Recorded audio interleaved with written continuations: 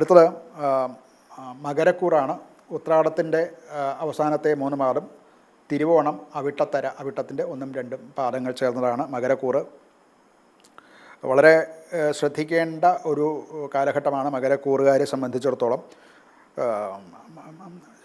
ഈ ഒരു പ്രത്യേകിച്ച് സംസാര വിഷയത്തിൽ വാക്കുകളെ ഉണ്ടാക്കിയേക്കാവുന്ന ചില ദുരിതങ്ങൾ ഇവർക്ക് ഉണ്ടാകാൻ സാധ്യതയുണ്ട്.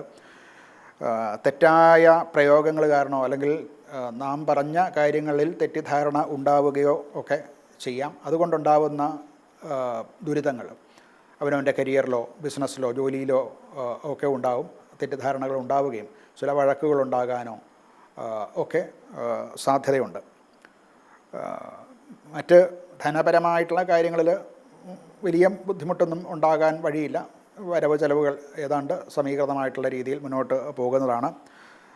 ആരോഗ്യപരമായിട്ടും അത്ര അനുകൂലം എന്ന് പറയാൻ സാധിക്കില്ല. ചില രോഗങ്ങളുമൊക്കെ വരാനുള്ള സാധ്യതയുണ്ട്.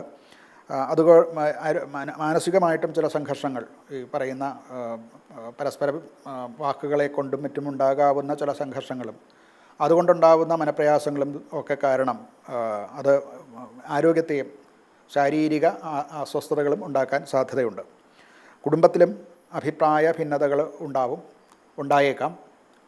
അത് വേണ്ട രീതിയിൽ വാക്കുകളെ കൊണ്ട് തന്നെ, അവിടെയും വാക്കാണ് വിഷയം. വാക്ക് പ്രത്യേകം ശ്രദ്ധിച്ചില്ല എന്നുണ്ടെങ്കിൽ ഈ ആഴ്ച അവർക്ക് പലതരത്തിലുള്ള മനപ്രയാസങ്ങളോ ദുരിതങ്ങളോ ഒക്കെ ഉണ്ടാകാൻ സാധ്യതയുണ്ട്. വേണ്ടത്ര ഭംഗിയായി അത് കൈകാര്യം ചെയ്യേണ്ടതാണ്.